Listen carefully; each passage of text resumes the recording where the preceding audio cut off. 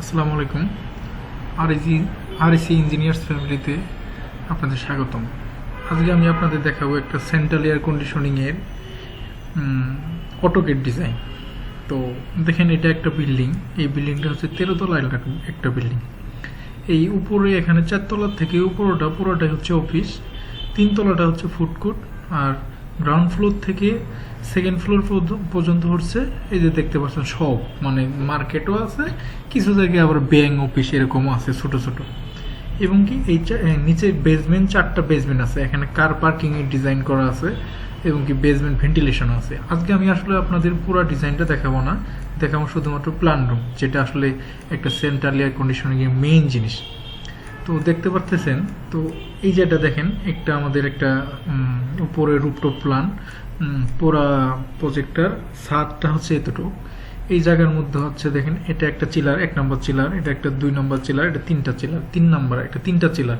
এখানে প্রত্যেকটা চিলার 480 করে, 480 করে 3 4 1200 টন।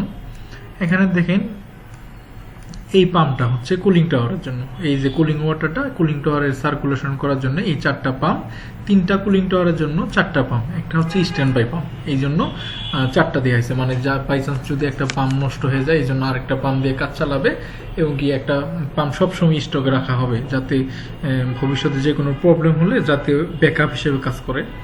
এটা আমাদের প্রাইমারি পাম্প, চিল ওয়াটার প্রাইমারি পাম্প। এটা হচ্ছে আমাদের সেকেন্ডারি পাম্প। তো এখানে আমাদের প্যানেল বোর্ডটা বসবে, ইলেকট্রিক্যাল প্যানেল বোর্ডটা বসবে।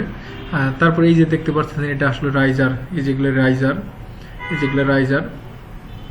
তারপরে যে এখানে আছে আমাদের স্টেয়ারকেস প্রেসারাইজেশন ফ্যান, অনেক বড় একটা ফ্যান, যে ফ্যানের সিএফএম হচ্ছে আমার দেখেন 30,600 সিএফএম। আর এই যে 1টা 2টা 3টা 4টা, এই 4টা হচ্ছে আমাদের লিপ প্রেসারাইজেশন ফ্যান।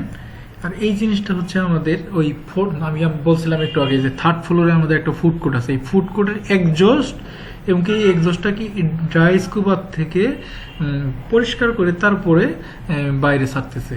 এই ড্রাই স্কুবার দিয়ে আমি আপনাদের নেক্সট একটা আলাদা একটা ভিডিও দিব।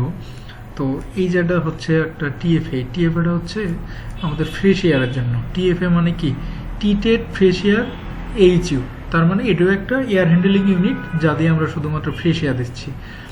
তারপর এই যে আমাদের স্টেয়ারকেস প্রেসারাইজেশন ফ্যান, আরেকটা স্টেয়ারকেসের জন্য। তো এই 3টা আমাদের কুলিং টাওয়ার। তো এখন আমি আপনাদের দেখাবো তো এই চিলারগুলার ফাউন্ডেশন ড্রয়িং। দেখেন, এই যে এটা একটা বেস, চিলারের বেসের সাইজ হচ্ছে 5300, মানে লম্বা 5300, আর 2300 হচ্ছে উইথ, মানে এই যে এখান থেকে এখান পর্যন্ত 2300। আর এই বেসটার হাইট হচ্ছে 200 mm। তো এরকম 3টা চিলার আছে, একটা এই যে 2টা মিলে, 2টা পাওয়া মিলে একটা, এই 2টা, এই 3টা। আর এখানে আমার পাম্পের বেস, এই বেসটার সাইজ এখানে লেখা আছে, সেকেন্ডারি পাম্পের বেস, এই যে লেখা দেখতেছেন, লেন্থ উইথ এবং কি হাইট, মানে 200 mm হাইট। এটা আপনার ইচ্ছাগুলো 150 mm দিতে পারেন, 100 mm দিতে পারেন, আপনাদের প্রজেক্ট কন্ডিশন অনুযায়ী দেবেন এটা। তারপরে এই যে আমাদের সেকেন্ডারি কন্ডেন্সার ওয়াটার পাম্পের বেস, এই যে দেখেন 4টা পাম্পের জন্য এটা বেস, এতটুকু আমার উঁচু হবে, এর উপরে পাম্পটা বসবে।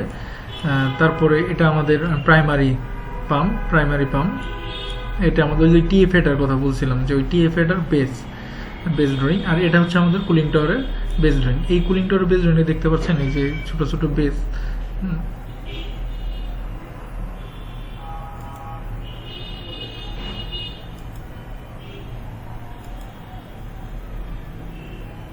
দেখতে পাচ্ছেন যে এই ছোট ছোট বেজের উপরেই আমরা নাট, এই যে স্ক্রু দিয়ে আমাদের স্ট্রাকচারটা দাঁড় করে কুলিং টাওয়ারটা হবে। আসলে এই ড্রয়িংটাই আসলে প্রজেক্টটি খুব ইম্পর্টেন্ট, কারণ এই ড্রয়িং দেখিয়ে আমাদের টেকনিশিয়ানরা এবং প্রজেক্ট ইঞ্জিনিয়াররা এইভাবে পুরো প্রজেক্টটা দাঁড় করিয়ে ফেলে। এই জন্য এই প্রজেক্টটা খুবই ইম্পর্টেন্ট একটা জিনিস।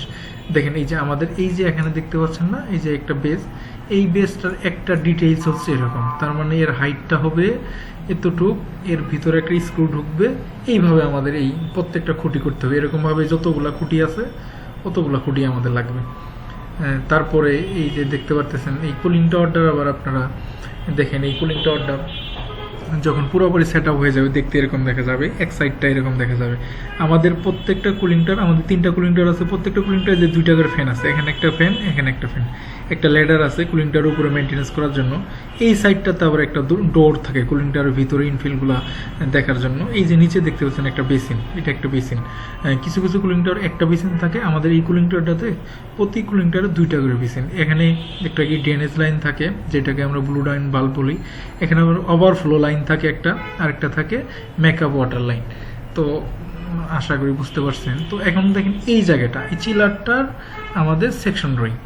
এই চিলারে দেখেন এগুলো হচ্ছে একটা হেডার, এই যে একটা হেডার, এই যে একটা হেডার, মানে এই পাইপটা এই লেভেলে থাকবে, মাটি থেকে তো উঁচুতে থাকবে। তো এগুলো হচ্ছে খুঁটি আমাদের, মানে সাপোর্ট, স্ট্রাকচারাল সাপোর্ট। একটা পাম্পের দেখেন একটা, এই যে যেভাবে জয়েন্টগুলো হয়, একটা ফ্লেক্সিবল বাল্ব, তারপরে আমার চেক বাল্ব, তারপরে আমার একটা বাটারফ্লাই বাল্ব। ঠিক এই দিক দিয়ে আসার সময় একটা বাটারফ্লাই বাল্ব, এখানে একটা ওয়াই স্ট্যানার, এখানে একটা আমার ফ্লেক্সিবল বাল্ব। ঠিক এইভাবে চিলারের জন্য বাল্ব আছে। আমি ডিটেলস এর আগে পরে আমি আপনাদের একটা ভিডিও দিব পার্ট বাই পার্ট। আমি আসলে আপনাদের ভিডিওগুলো আজকে শুধু দেখাচ্ছি, এরপর আমি আসলে অটোক্যাডের আপনাদের বেসিক একটা কোর্স করাবো অনলাইনে, যেভাবে আপনারা নতুন যারা একদম যারা কিচ্ছু বোঝেন না অটোক্যাডের, তাদের আমি প্রথমত বেসিক টুলসগুলোর কাজ শিখাবো, আসলে কী দিয়ে কী কাজ করতে হয়। তারপরে আমি আস্তে আস্তে পার্ট বাই পার্ট কীভাবে এয়ার কন্ডিশনিংয়ের ডিজাইন করতে হয়, সেন্ট্রাল এয়ার কন্ডিশন এটা আমি শেখাবো। ভিআরএফ এয়ার কন্ডিশনার কীভাবে ডিজাইন করতে হয়, ডাক্টিংয়ের কীভাবে ডিজাইন করতে হয়, পাইপিং কীভাবে ডিজাইন করতে হয়। তো যারা এখনও আমাদের চ্যানেলটি সাবস্ক্রাইব করে নেই, দ্রুত সাবস্ক্রাইব করে নেন এবং কি বেল বাটনটিতে ওপেন করে রাখুন, যাতে আমাদের ভিডিও আপলোড করার সাথে সাথে নোটিফিকেশন পান। আশা করি আপনারা বেসিক ধারণাটা পেয়েছেন অটোক্যাড ডিজাইনের। নেক্সট ভিডিওতে আমি আপনাদের ডিটেলস পার্ট বাই পার্ট কীভাবে শুরু করে অটোক্যাড যারা একদম নতুন তারা কীভাবে শুরু করবেন এই নিয়ে আমি একটা ভিডিও দেবো। আসসালামু আলাইকুম।